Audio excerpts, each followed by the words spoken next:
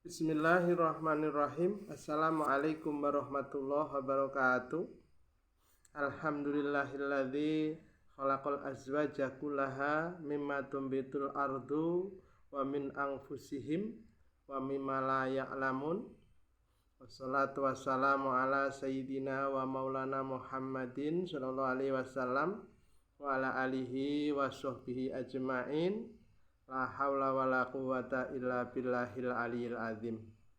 Kembali di Kang Atim Channel. Kali ini masih berkaitan dengan sakinah bersamamu.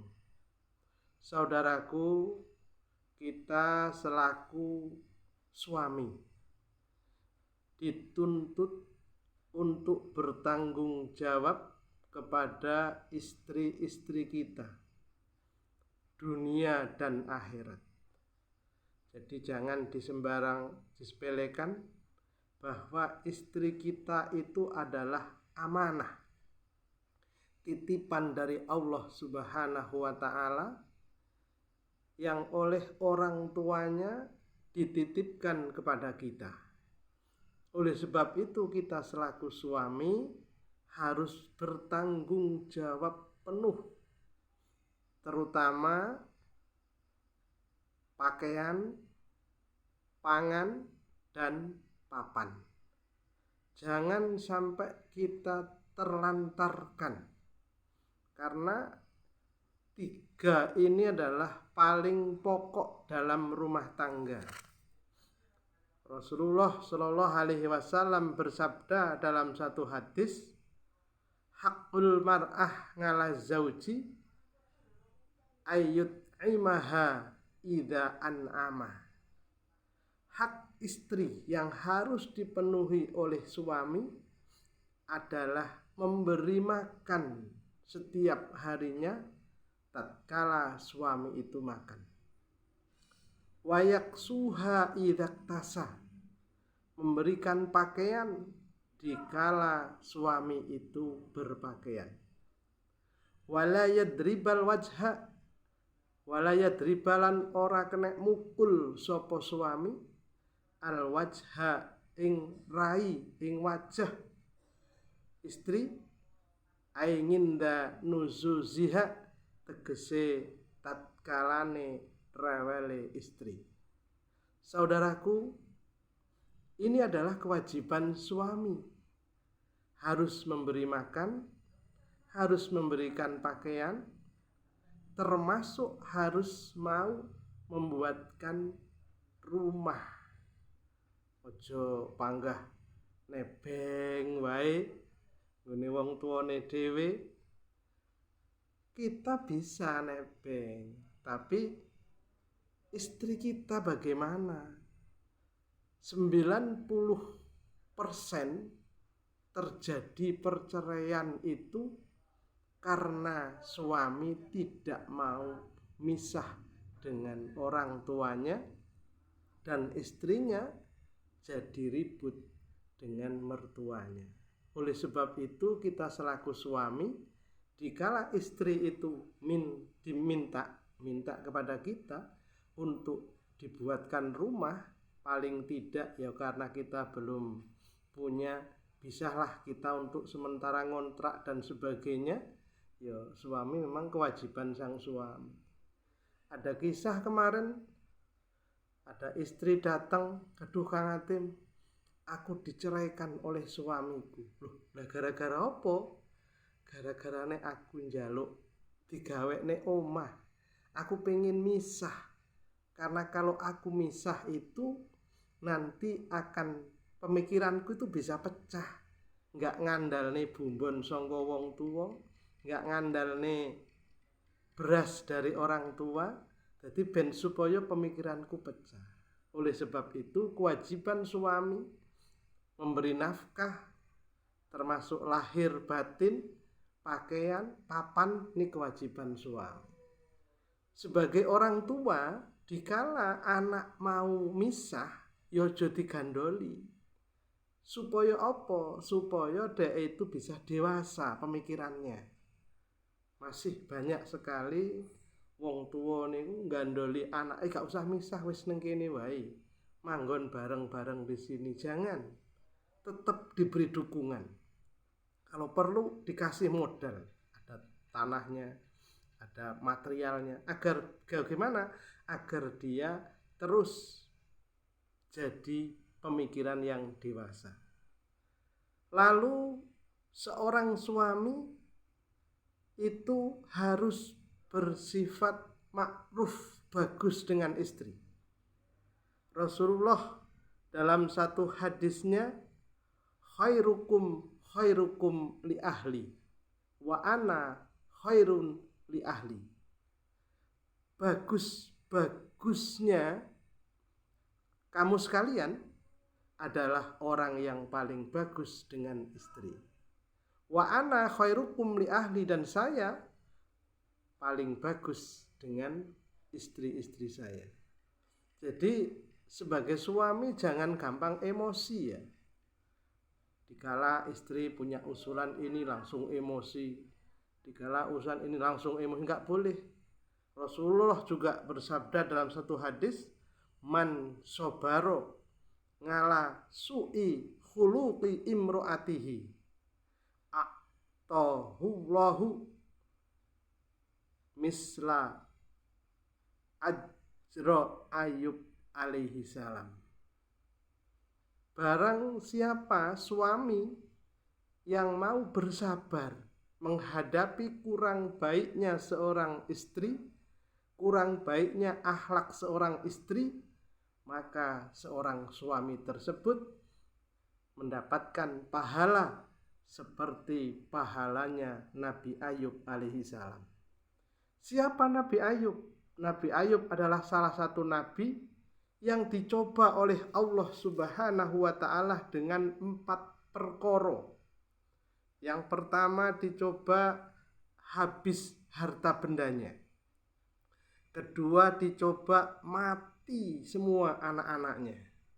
Ketiga dicoba jasadnya bosok, jasadnya busuk karena terkena penyakit. Yang keempat dicoba ditinggal oleh masyarakat. Ini cobaan Nabi Ayub. Jadi gara-gara iblis melihat Nabi Ayub itu ibadahnya kenceng, ibadahnya baik, lalu iblis ini matur datang Allah, ya Allah, Ayub itu bisa ibadah dengan tenang, dengan baik karena harta bendanya banyak. Coba kuasakan harta bendanya Ayub kepadaku. Akan saya habiskan bondone Ayub sehingga dia tidak akan menyembah kepadamu lagi. Oh, Allah oleh dawuh, silahkan saya kuasakan harta bendanya Nabi Ayub.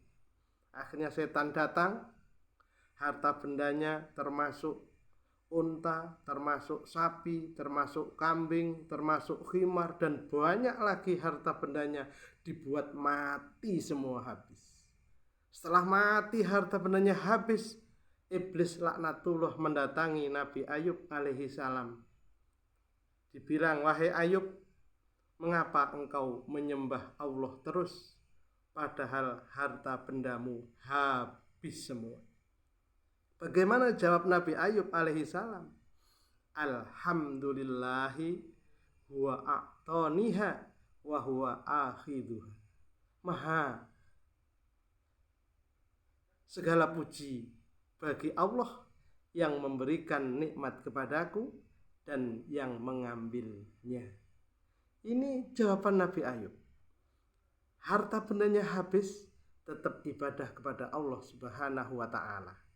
Lalu iblis datang lagi, ya Allah, akan saya habiskan anak-anaknya karena dia masih punya anak, tetap ibadah maring panjenengan. Oh silahkan, Allah oleh ngendika, monggo. Akhirnya anak-anaknya itu di dalam rumah tingkat, rumah loteng, itu dimbrukne rumah lotenge, mati kabeh anak-anak Nabi Ayub alaihi salam.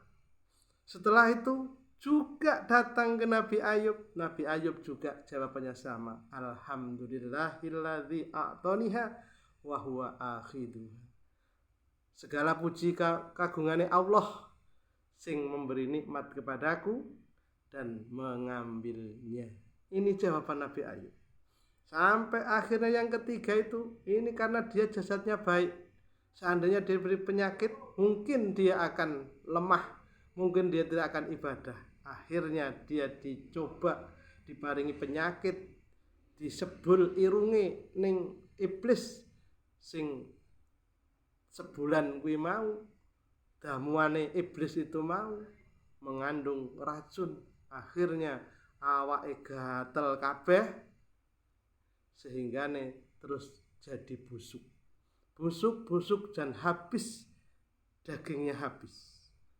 Tetap dia beribadah kepada Allah sampai istri-istrinya itu pergi kabeh, njaluk pegat kabeh, kecuali yang namanya istrinya adalah Siti Rohmah.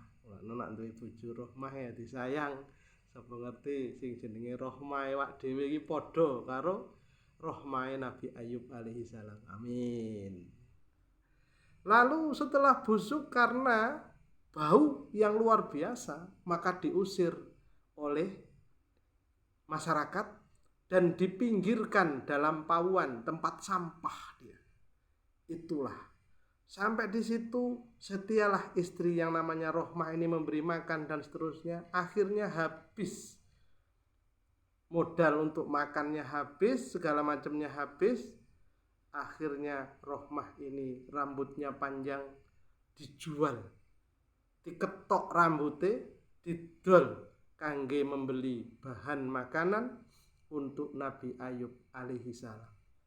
Dikala pulang menjual rambut itu, Nabi Ayub piyambake ndonga maring Gusti Allah, ya Allah Gusti, muga jenengan paringi kula kesehatan dan kewarasan. Akhirnya Nabi Ayub suruh mukulkan kakinya dalam tanah, ada air mancur dan dia bisa mandi dengan air mancur itu tadi.